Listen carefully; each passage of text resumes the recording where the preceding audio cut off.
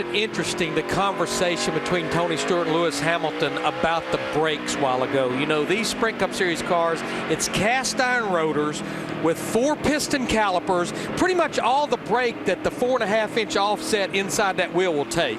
Yeah, absolutely, and very, very different in the Formula One car, where it is fundamentally sintered carbon.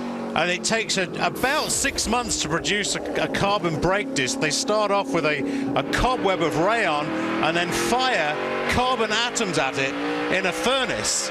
Get the thing unbelievably hot, but you do end up with incredibly efficient brakes. But you're right, Larry, when we were listening to the two guys talking there, they're having tremendous fun. They've obviously got great respect for each other, and when they're just trying to feed that little bit of information off each other about the brakes, they are very, very different. Lewis will find it extremely different in this car here, because just lifting off the throttle in a Formula One car with the aero drag across the wings, you get massive retardation even before you touch the brake pedal.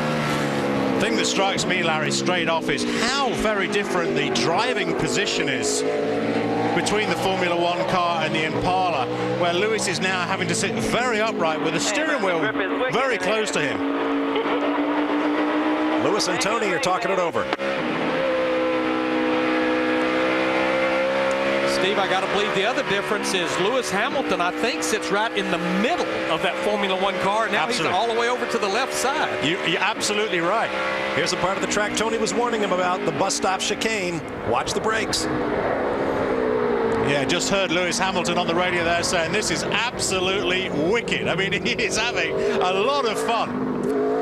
Saw him hit a little bit of the curbing there in the second quarter of the bus stop. That's something the stock cars fight there a lot when we race there. I was impressed there with how Tony was helping Lewis get into the car. I heard Lewis say, you know, how do I start it up? I mean, something so fundamental, but when you're from a different series, wow, you're on a very, very steep learning curve. Yeah, someone cranks the Formula One car for you. That's right. Yes, sir.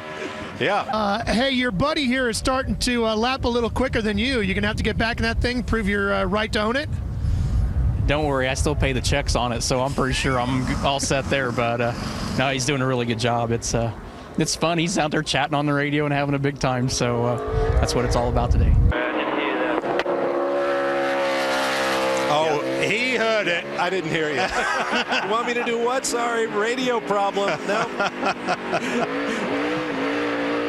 He does not want to come in, guys. That is sure. They may actually have to block the track to get him off. He's definitely getting a little more and a little more aggressive with this stock car. Quicker still, 2:11 unofficially. No problem. And I think it's safe to say Lewis Hamilton is appreciating his first visit to Watkins Glen after finishing his laps in the Mobil 1 Office Depot Sprint Cup car. He did a donut and spoke with Ralph Shaheen. All right. Well, Lewis, what did you think of that? I think we have to swap jobs. Really? You ready to come race over here at Daytona and Darlington and places like that? I definitely wouldn't. Yeah, you never know. You never know. I tell you what, I loved it so much. The car is fantastic. Listen to the sound of 800-plus horsepower revving to 18,000 RPM, and nobody's happier about it than the guy in that Formula One McLaren. Two-time NASCAR Sprint Cup champion Tony Stewart, living the dream.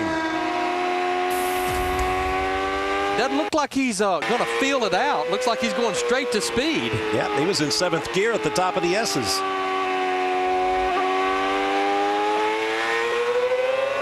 Here's the part of the track that he doesn't know well, the boot at Watkins Glen International.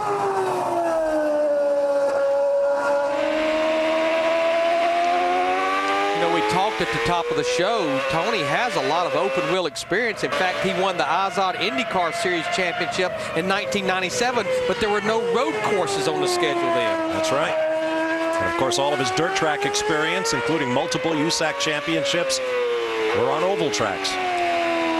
You'll see here, right in the middle of the screen, the transmission number, which ratio is in. 7-speed box, And as we were talking about earlier on, Larry, in the McLaren, Tony will be changing up with his right hand and down with his left hand. You can sometimes just see the driver's hands just playing with the pedal at the back.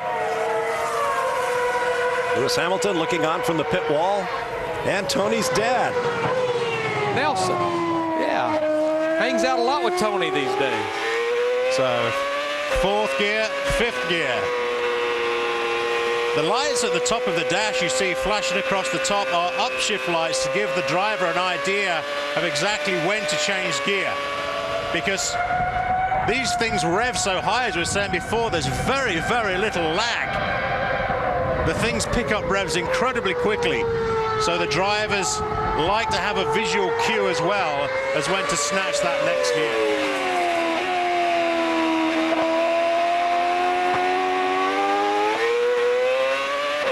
Just hearing the sound of these engines, this engine reverberating off the trees.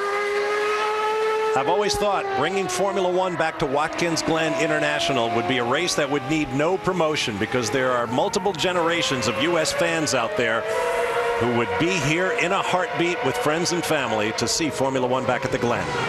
I guarantee you the grin underneath that helmet right now is gleaming on Tony Stewart's face. And tit for tat, Tony gets in, first hot lap, 5 seconds quicker than the 150 that Lewis did in wet conditions.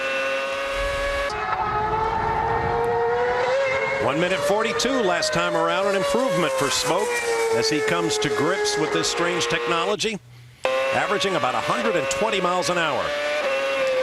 And Bob, if I'm looking at my numbers right, the fastest time ever set by a Formula One car at Watkins Glen back in 1980, a minute 33.29. So considering the damp racetrack, Tony's doing just fine.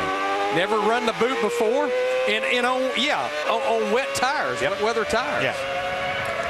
Now, this is a 3-year-old car, and the march of technology in Formula One is such that there's a lot this car doesn't have. Man, that's one of the coolest experiences of my life right there. You know, I know you've driven so many different cars throughout your life. In fact, this week you drove sprint cars and stock cars and modifieds on the dirt, and now this. How good of an experience was this overall for you in your life of racing?